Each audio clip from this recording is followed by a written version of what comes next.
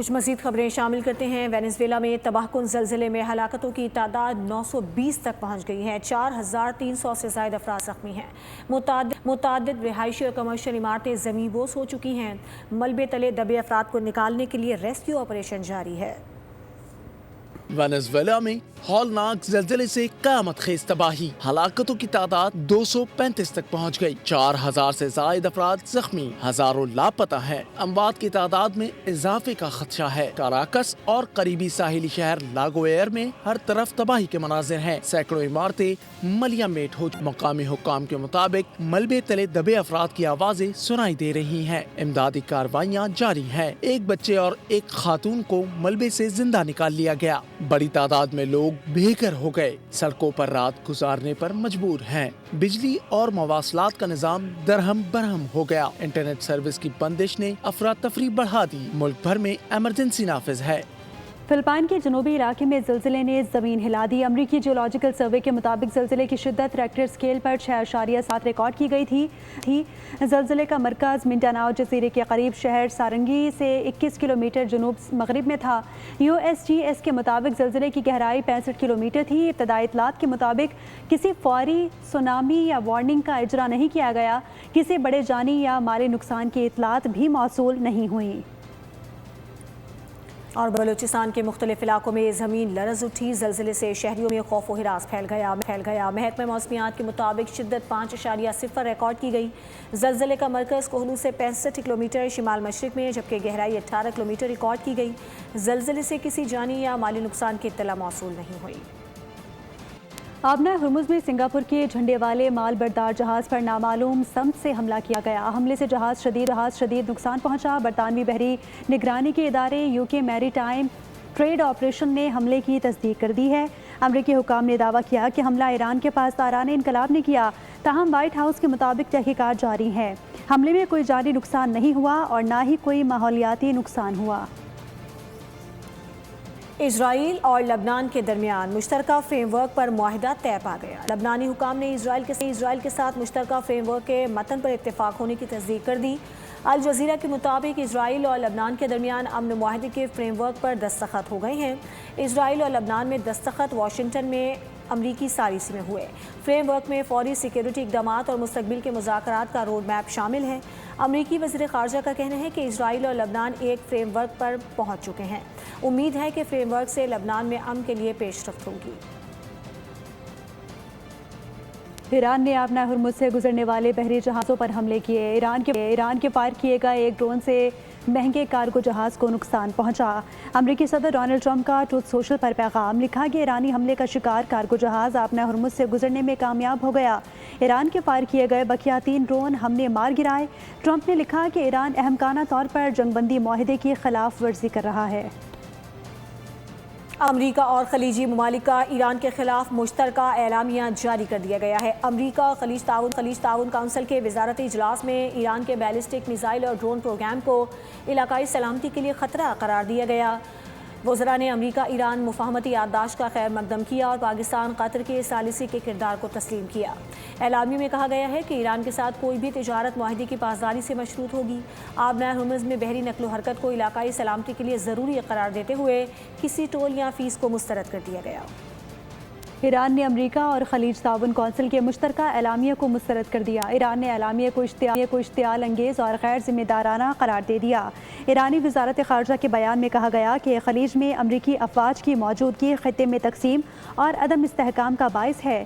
ایران نے خلیجی ممالک سے اپنی علاقائی پالیسی پر ازسر نو غور کرنے کا مطالبہ کرتے ہوئے کہا کہ وہ اپنی سرزمین مستقبل میں ایران کے خلاف استعمال نہ ہونے دیں۔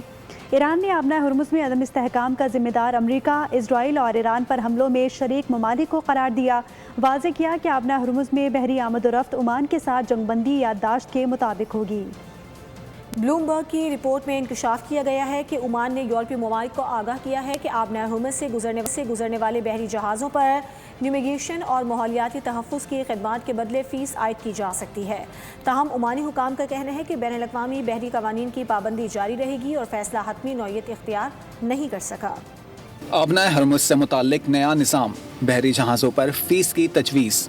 عمان نے یورپی ممالک کو آگاہ کیا ہے کہ آبنہ ہرمز سے گزرنے والے بحری جہازوں سے نیویگیشن اور ماحولیاتی تحفظ کی خدمات کے عوض فیس وصول کرنے پر غور کیا جا رہا ہے۔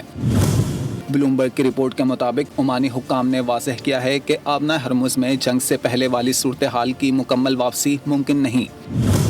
مستقبل میں بعض خدمات کے بدلے چارجز عائد کیے جا سکتے ہیں۔ رپورٹ میں بتایا گیا ہے کہ یہ فیسیں آلودگی کے خاتمے، بحری تحفظ اور جہازوں کی محفوظ رہنمائی جیسی خدمات کے لیے ہوں گی۔ تاہم عمانی حکام نے اس بات پر بھی زور دیا ہے کہ ان کا ملک ہمیشہ بین الاقوامی بحری قوانین کی پاسداری کرتا رہے گا۔ اس حوالے سے کوئی حتمی فیصلہ یا لازمی فیس کا اعلان نہیں کیا گیا۔ بلومبرگ کے مطابق ابھی یہ واضح نہیں کہ یہ فیسیں لازمی ہوں گی یا رضاکارانہ نوعیت کی خدمات کے بدلے وصول کی جائیں گی۔ جس طرح سے ہم بات کریں کہ امریکہ اور ایران کے معاملات ایک بار پھر بگڑ گئے ہیں، تو آپ کو بتا دیں کہ ایرانی تنصیبات پر امریکی جارحیت نے کشیدگی بڑھائی ہے۔ امریکی سینٹ کام کارروائی کی وجہ تجارتی جہازوں پر ایرانی حملہ بتاتا ہے، جبکہ ایران کا دعویٰ ہے کہ امریکی حملہ پسپا کر دیا گیا اور پاسداران انقلاب نے خطے میں موجود امریکی فورسز کو نشانہ بنایا۔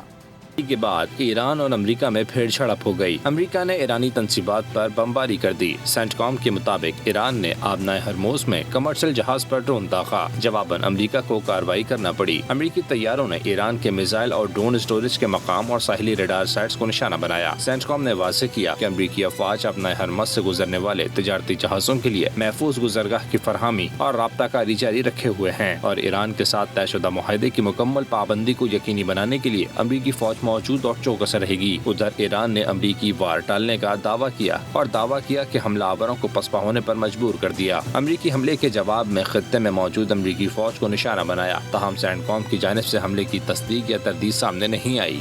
جنگ کو بریک لگا ہے یا نہیں کہنا قبل از وقت ہوگا، کیونکہ حالیہ کشیدگی کے بعد ایران اور امریکہ کی جانب سے ایک بار پھر سخت بیانات سامنے آنے لگے ہیں۔ امریکی اور ایرانی حکام ایک دوسرے کو پرتشدد واقعے کا ذمہ دار قرار دے رہے ہیں۔ دونوں جانب سے مزید کارروائی کا عندیہ بھی دیا جا رہا ہے۔ فضائی حملے کے بعد امریکہ اور ایران میں سخت بیانوں کا تبادلہ ہوا۔ ایرانی قومی سلامتی کمیٹی کے سربراہ ابراہیم عزیزی نے امریکی کارروائی جنگ بندی کی کھلی خلاف ورزی قرار دی۔ انہوں نے کہا صدر ٹرمپ نے ثابت کر دیا کہ وہ نہ تو مذاکرات کے اصولوں کے پابند ہیں اور نہ ہی جنگ بندی معاہدوں کا احترام کرتے ہیں۔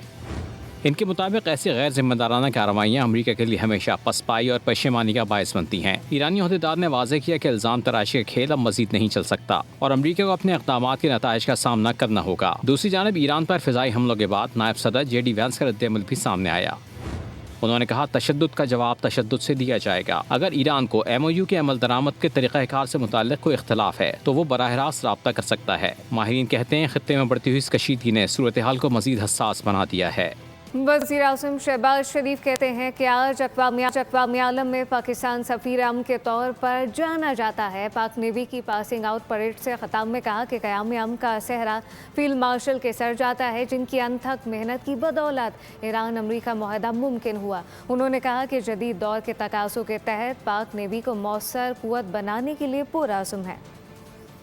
Allah's blessings. Pakistan stands proud as a peacemaker in the Committee of Nations. I pay special tribute to Chief of Defence Forces and Chief of the Army Staff, Field Marshal Shahid Asim Munir, for his untiring efforts, spending day and night and leaving no stone unturned to bring all parties together to follow the path of peace and tranquility.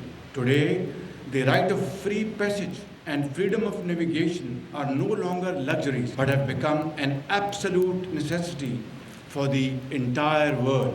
My government remains fully committed to strengthening Pakistan Navy as a potent and effective force, one that is not only capable of ensuring our national defense but also of acting as a stabilizing force in the wider maritime region.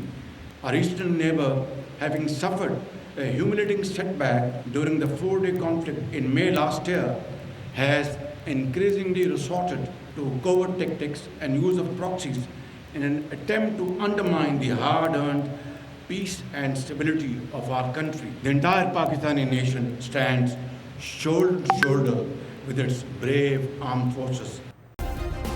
Subscribe کریں اور بیل دبائیں تاکہ کوئی خبر رہ نہ جائے۔